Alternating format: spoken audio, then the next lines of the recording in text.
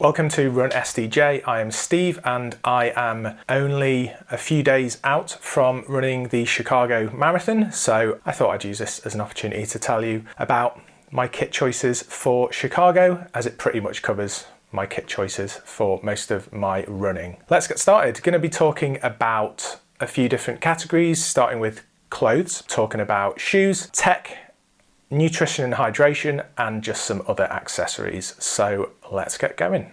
So let's start by talking about some of the clothes that I'm going to be wearing for the marathon. So when I'm doing a marathon, I kind of like to put a little bit of effort in, try and wear something that represents where I'm running. So earlier on in the year in Paris, I wore a basketball shirt that was in the colours of the French flag. So I'm following that theme forward for Chicago, and I'm going to be wearing a Chicago Bulls City Edition basketball shirt from 2018-2019, which you can see here.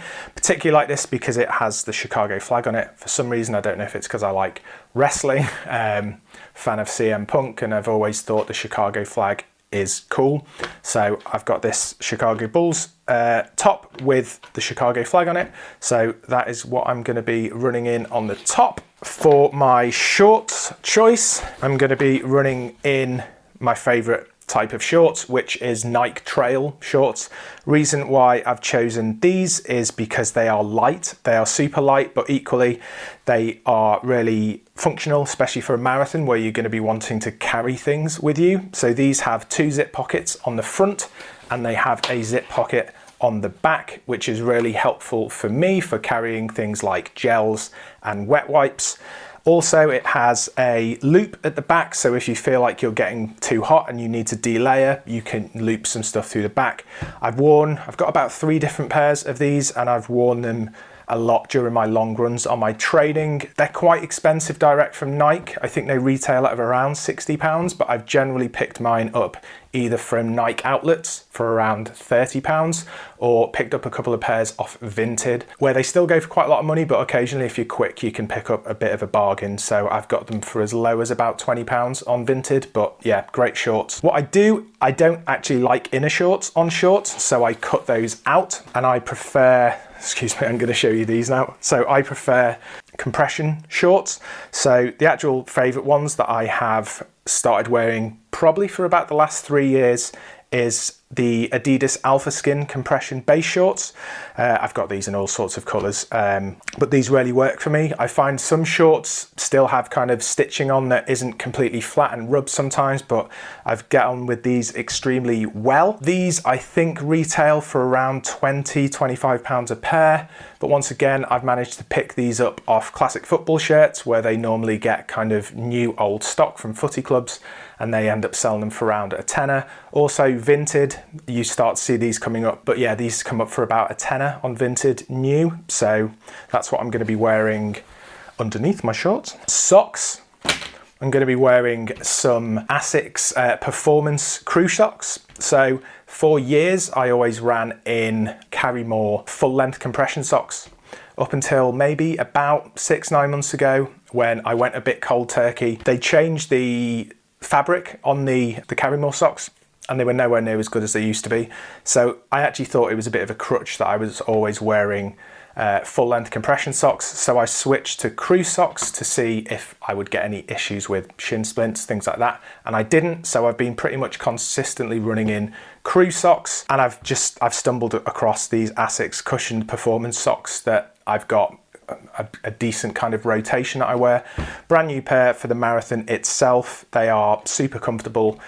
They retail for about, I think, £20 a pair, but quite often on asics.com you will see 3 for 2 deals, or even in the outlet where I've picked up a couple of pairs. If you're close to a kind of outlet village or anything like that, quite often there's deals on in there. So very rarely, if ever, have I paid full price for these. As I say, 3 for 2.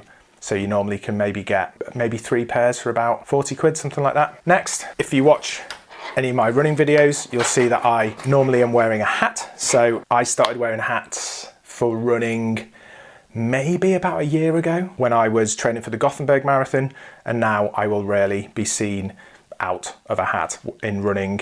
I've gone across a few different styles, but actually sticking with the Asics theme, This is a style of hat that I have really started to enjoy wearing when I run. So this is the Asics, I think it's ultra lightweight running cap. These aren't particularly cheap. This is currently £29 direct from Asics, but I really like these because when I'm filming, I have a hat clip now for my Insta360 Go, which clips into the into the back of this. It's also elasticated at the back.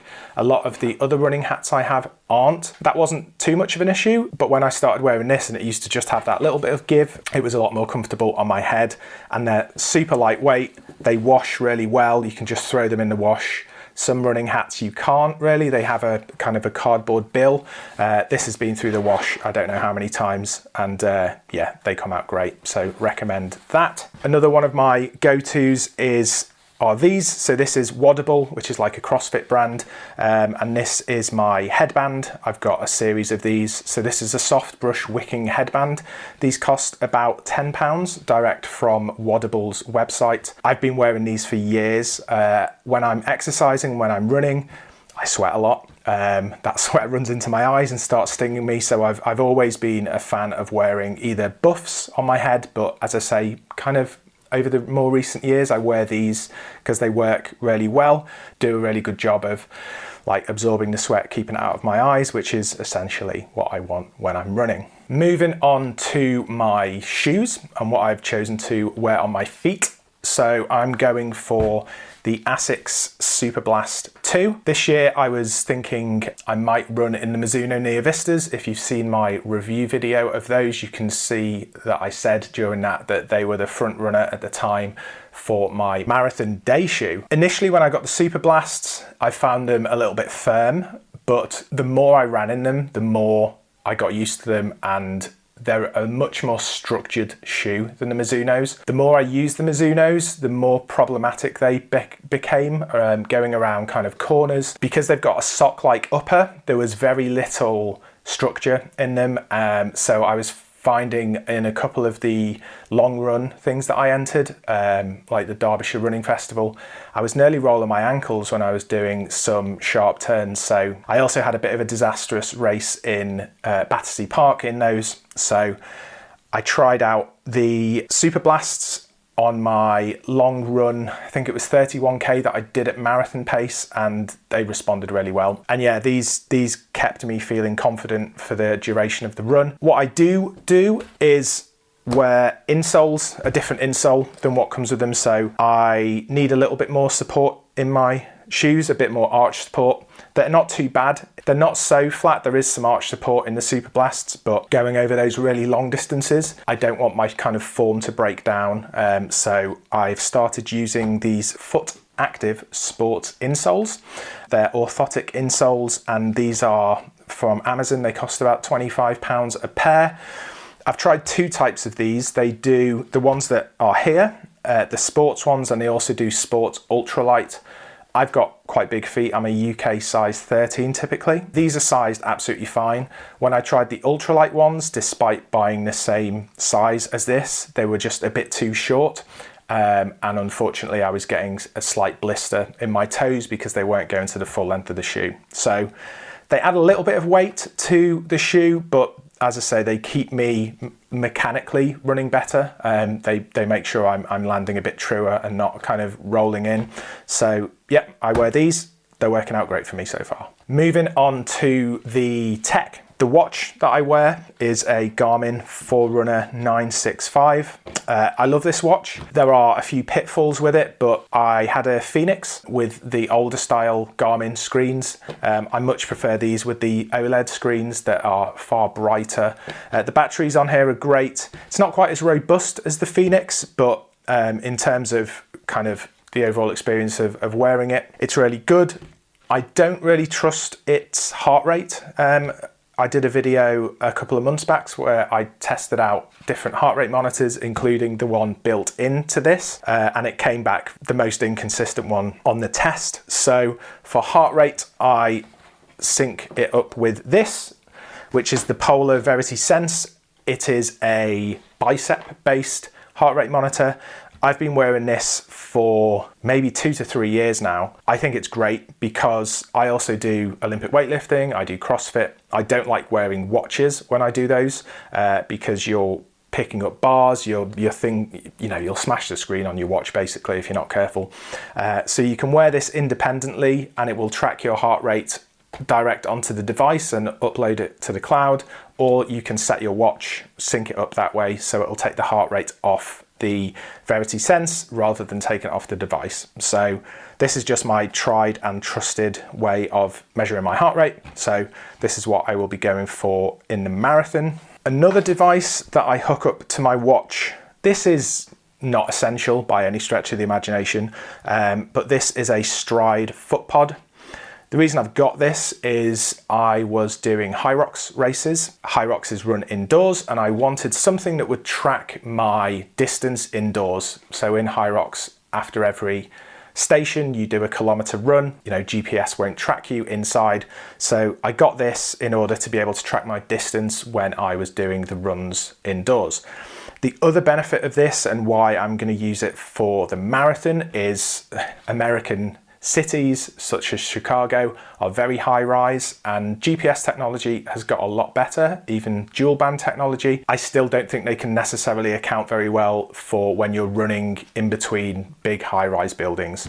So I will be wearing this attached to my shoes, and this will help more accurately track my distance during the run. So this is the Stride foot pod. It's typically more used for training to running power, but I don't really use it for that. I just use it for helping me more accurately track distance. Finally, on the tech front is what I'll be wearing in my ears to listen to music or podcasts. And for that, I'll be using the Shox Open Fit. These are great. They're not without their flaws, but they give the kind of best of both worlds between bone conduction and kind of normal, more typical earphones. They sound a lot better than bone conduction, but they kind of still keep your ear clear so you can hear your surroundings. But the sound quality is so much better than bone conducting. I've been wearing these now for 7 or 8 months. When they work well, they're great. There are a couple of issues with these. When they connect, they're fine, but when they are stored in their charging case, sometimes they don't stop the connection to your phone and the battery drains. I think hopefully that will be addressed with a firmware update. I didn't notice it when I was doing my review on them. I hadn't had any issues, but since then, there have been a couple of times where that has come up. I've looked in forums and it looks like it might be a little bit of a common fault. So hoping that doesn't happen to me, but I will be making sure the night before I make sure they are charging and they are detached from my phone. But yeah, these, when they work, they are absolutely fantastic. So this is what will be accompanying me in my ears during the marathon. Moving on to some accessories that I will have on me while I am also doing the marathon. So around my waist, I will be wearing this. Honestly, this is one of the best value things I have bought for running in years. So this is, I think it is now called the Kip Run 900 trail running belt from Decathlon. It's about £25. This goes with me on every run, whether I am doing a long run, whether I am at the running track. This basically goes with me everywhere. It is fantastic for being able to store your phone. And if I am filming for videos, I can store my phone in it. I used to store my GoPro in it before I moved to the Insta360 Go. I put that in it if it's not in its hat clip. You can also store, it's got so many pockets, you can store your keys, and it's quite flexible. So this one is sized extra small, small and medium. So you can kind of like cinch it with this bit to make it smaller or bigger. And it's just really comfortable to wear. I've not really noticed any issues with kind of rubbing or anything when I wear it, and it just gives you a little bit more flexibility for storage on a marathon. So highly recommend these. Yeah, one of the best things I've ever bought for my running. Another thing is I always kind of, unless it's absolutely shelling it down, I wear sunglasses when I'm running, even when it's quite overcast, because you'll be amazed how much kind of energy you save by not squinting. So I wear these, which are called Gooder BFGs. So they are quite a large sized frame. I'll put those on for a sec so you can see. These cost about £40 direct from Gooder. What I've done with these, I have put prescription lenses in them with a kind of mirrored finish. So I bought these without the prescription lenses, as I say, for £40 from Gooder. I sent them off to Select Specs, and I think it cost me about £60 to get the lenses fitted to them. Highly recommend doing that. It took a couple of weeks from me sending them off to getting them back. But yeah, as I say, they go with me on kind of all runs. They are great. The last thing on the accessory front, and this is now one of my absolute musts, is this Body Glide Outdoor Anti-Blister and Chafing Balm. So this is like a deodorant stick, but it's for kind of anti-chafing. So wherever you may pick up kind of rubbing or things like that, this is fantastic. I didn't really use too much kind of chafe balms or anything like that before using this. Occasionally use creams and things, but this has been absolutely fantastic. Once again, I pretty much use it before every run. The prices of this varies. I think you can pick this up for about £11 on Amazon, but sometimes depending on the colour of the packet. This is a fragrance-free one. I think there are women's fragrances, there are some men's fragrance ones, and they go up to about £15, I think, for the 42-gram edition. But I've picked this up a few times now for about £10, £11. It lasts me, and as I say, I use it kind of multiple days a week, maybe 4 times, 5 times a week. And it normally lasts, let's say, about 2 to 3 months per stick. So yeah, this is an absolute must for me. And last but certainly not least, I want to talk about the nutrition and hydration that I'll be using for the marathon. So I will start with my fueling. So for my fuel, I will be using the Morton Hydrogel Sports Fuels in their Gel 100 packs. This is the first gel product I think that I've been able to use, really. I tried the Kendall Mint Cake gels earlier in my training plan, and they didn't make me feel ill, but I didn't like the taste of them. Any other gels that I've tried before that from Science and Sport, High Five, have always given me an upset stomach. So I tried these Morton gels. They have a strange flavour. It's hard to put my finger on what the actual flavour of them is, but it's a pleasant taste. They're also a bit of a different consistency, more like a jelly than a gel. They work really well for me. I've been surprised that I've actually found a gel that I can use confidently. So I will be using these. These are also a sponsor of the Chicago Marathon, but I will not be relying on any being available by the time I get to them, so I'll be taking my own. My plan is to take 6 of these. I will probably also take 4 of this style. I'm going to try and get hold of 2 of the caffeinated versions. My plan during the marathon is to have 1 every 6K. That is what is recommended on the Morton website, so I'm going to follow that advice. So that is the carbohydrate fuel that I'll be taking. Next, how I'm going to stay hydrated during the race. I'm not actually going to be carrying any water with me in this marathon. This will be the first marathon that I am going to rely solely on the aid stations and the water that they'll be providing there. But what I have stumbled on recently, which these I think are really good. So this is the Precision Hydration Electrolyte Capsules. So these aren't effervescent tablets. These are capsules that you swallow, take them with water. So my plan is probably every 10K during the marathon itself. So if the water stations are every 5K, every other water station when I take on water, I will also take on one of these capsules that you just swallow with water. Keeps those electrolytes levels topped up and hopefully stops any cramping or anything like that. So I've always kind of taken electrolytes, and I'll get onto the more traditional kind of effervescent type shortly, but this is a new one for me, actually taking on kind of capsules as I race. So going to be giving them a go, and I'll let you know how that goes post marathon. And finally, speaking of electrolytes, pre and post marathon, I'll be taking these, which are called Striker SLT 7s. So these are hypertonic 1000. What that means is there is 1000 milligrams of sodium in each tablet. That is a lot more than your typical electrolyte tablet from the likes of Science and Sport. I think they only have about a quarter of the amount. So these are good for me because I sweat a lot during the race. So these are kind of high powered. They have sodium, potassium, calcium and magnesium in them. My plan for this in the kind of run up to the marathon, to make sure my body kind of takes on a good level of electrolytes and other things, is to normally have kind of half one of these tablets each evening before I go to bed. As I get closer to the marathon, I will probably up that to a tablet, a full tablet. These are mild citrus flavour, but you can barely kind of taste it. It is really mild. They taste possibly a bit more like dissolving an aspirin in a glass of water. It's not an unpleasant taste, but yeah, these are a little bit more expensive than the other electrolyte tubes that you may see. These are about £9 for 12 tablets.